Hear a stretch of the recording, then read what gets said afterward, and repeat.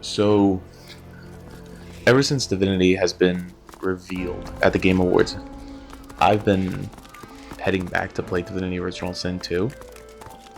And let me tell you, it's a very good game. It's a very good game. It's a little bit dated, and you can tell that it's a little bit dated, but I am liking it a lot so far. Even though they're both turn-based, it has a lot of differences between it and Baldur's Gate 3. I think Baldur's Gate 3 does some things better, whereas I also think My hero. Divinity I'm Original grateful. Sin does other things better. What news of And I Gritty hope Rinse? Have you found Divinity, him? the upcoming game, like merges them into one. If lizards had So I want to talk about what I like the most Such about a about each of the talented games. young I want to talk sorcerer. about In better times, he might have been a what Baldur's famous Gate 3 healer, does better a than Divinity leader. Original Sin 2, and what Divinity Original The Sin 2 does Magisters better have than Baldur's driven Gate 3. our kind into the shadows. Um, Gwydion feared the great power starting within off with him. Divinity Original He did Sin his 2. best to hide it, but something so Unlike in beautiful Baldur's Gate cannot 3, there's stay no hidden spell forever. slots. A kind couple Which, beseeched me to look after him, in terms to of like the teach him how camping to system, control his powers. makes complete sense I to was have happy to in help, Baldur's Gate 3, but it was because never you're going to want destined to to like last. have these camp events and see them and everything else, but um at the end of the day, I think for player freedom, player choice, and more kind of availability, it makes more sense to have the sort of cooldown that Divinity Original Sin 2 has than the spell slots that Baldur's Gate 3 has. I don't like tests. Divinity Original Sin 2 also has this crafting system where you can kind of like make your own spells, which I think is really fun. And it's not like weaved into the story or the lore, but it is a very interesting sort of thing to do. Rather than just spending money to learn spells like in Baldur's Gate 3, you get like an empty spell book and or two like kind of unrelated spells, and you combine them to do like this unique thing. It's just really cool in my opinion. I also like this is a little goofy, but I like the sneaking mechanic in Divinity Original Sin 2. They have like this cartoonish put like a bush over yourself or a barrel underneath a barrel, you know, like Metal Gear Solid. You start like hiding underneath the box, and then you sort of just sneak around that way. Even though it's not like it kind of takes you out of the game, it's in a fun way, and I personally really like it. I also like the story. I think the story in Divinity Original Sin 2 speaks to there being a previous entry more than Baldur's Gate 3. Baldur's Gate 3 kind of separates itself from the other two games. There's influence and there's like Easter eggs, for example. I think like Jakira might have been in the previous games, and Saravok in the underground. But mostly it's like if you've just played the game, like if this is your first Baldur's Gate 3, if this is your first Baldur's Gate, you're not going to be lost, which is good.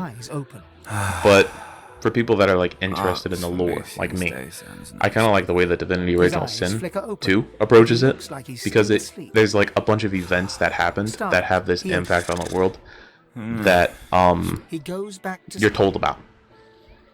You're told about Lucian, and you're told about the sorry if this is spoilers, but you learn it like pretty early on in the tutorial, the Death Fog and all that.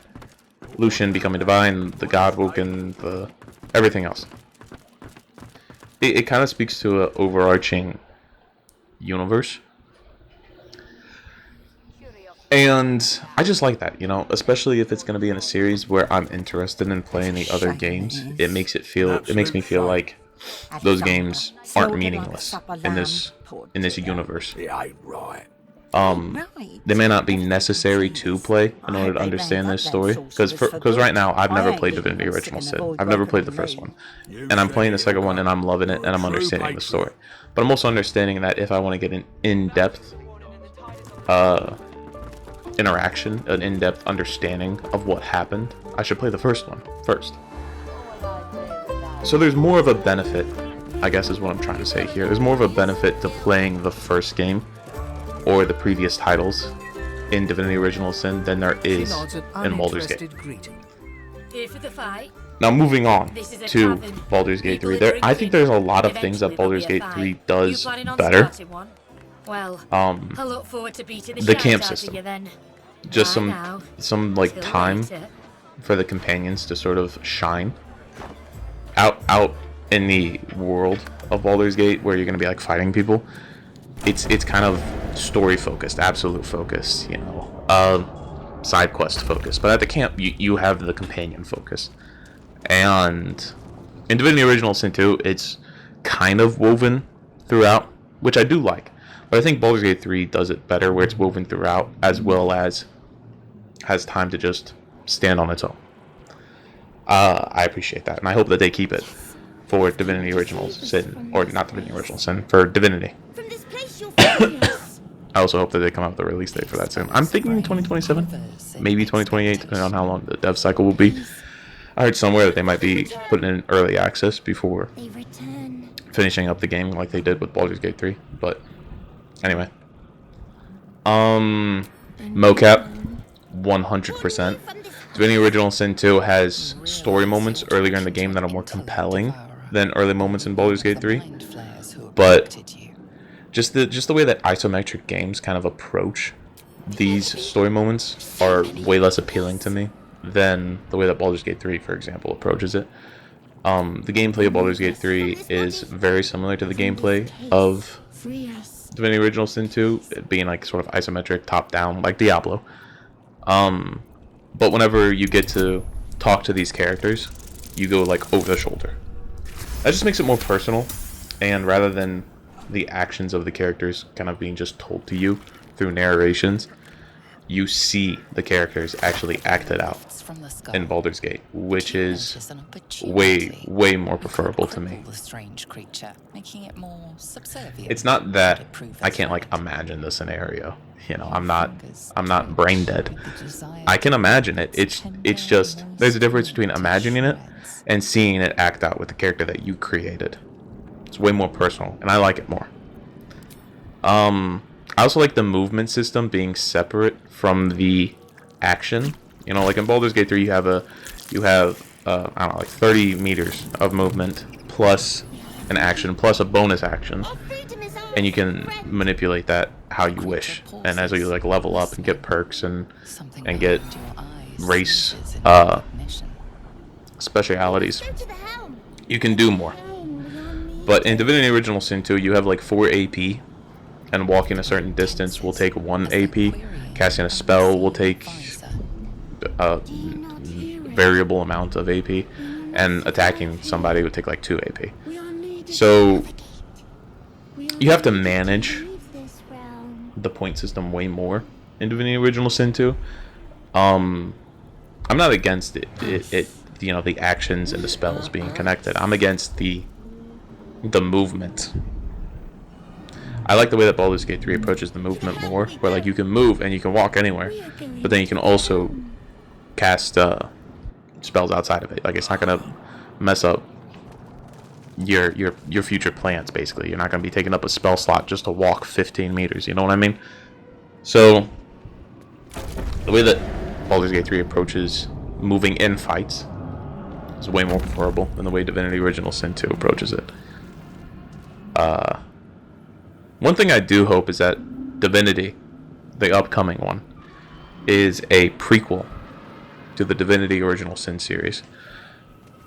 I think with how big Baldur's Gate 3 has been, and the sort of you don't need to play the other two Baldur's Gate approach that they took to Baldur's Gate 3, Divinity being a prequel, making it so that you don't need to play the other two Divinity Original Sins, but still being connected to them. So for longtime fans, you're gonna see stuff get revealed that you haven't understood before.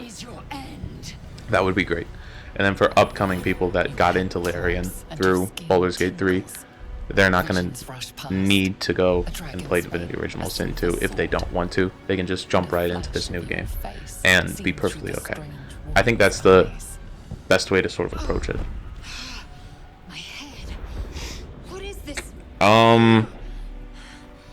Yeah, those are my thoughts. I also want it to be like mocapped, which you kind of have to do if you're going to be over the shoulder.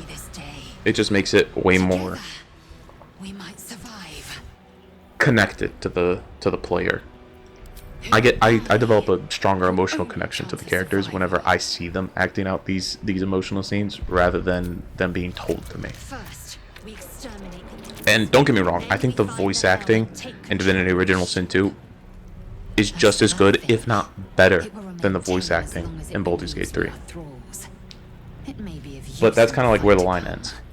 You know, they kind of just draw it at voice acting, whereas Baldur's Gate 3, you have the voice acting along with the mocap.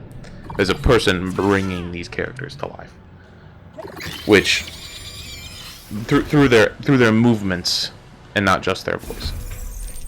I don't mean to like put down people that just do voice acting, because the people that did just the voice acting in Divinity Original Sin 2 did such an amazing job. I'm a personal fan of Ethan Ben Medst.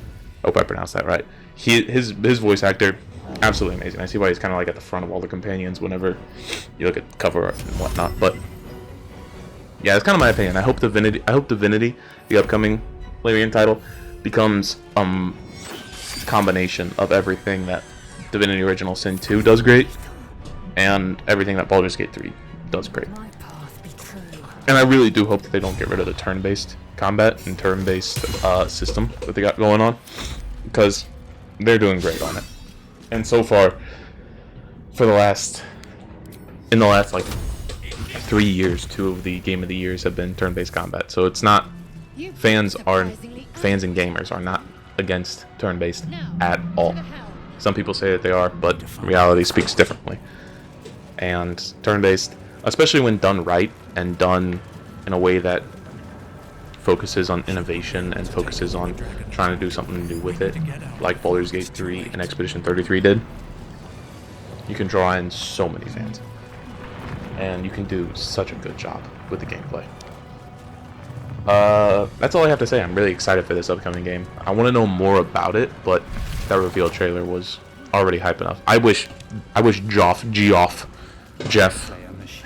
I wish that he saved it. I wish that Geoff saved it for the end to reveal what that gate was rather than the middle, because that high guard revealed at the end kind of sucked. I mean, listen, that was not an end of Game Award reveal. and it just wasn't it at all. Why would you put the best reveal in the Game Awards in the middle? Everybody's been like your whole promo was the gate. Why would you put the reveal for the gate in the middle rather than the end? That's horrible marketing for the Game Awards. That's horrible marketing. Larian did this whole like stunt in the desert and everything else, which is awesome. Larian did great. The placement for the Game Awards to put high guard at the end rather than the new Divinity, whenever that trailer was so hyped, and everything that happened after that trailer was kind of a letdown for me. Like, nothing got me nearly as hyped. Nothing even got me. I don't even think I even got hyped after that Divinity trailer. So all the good reveals were towards the beginning. So Geoff really needs to change it up next year. Really does. Anyway, that's it. Send my piece.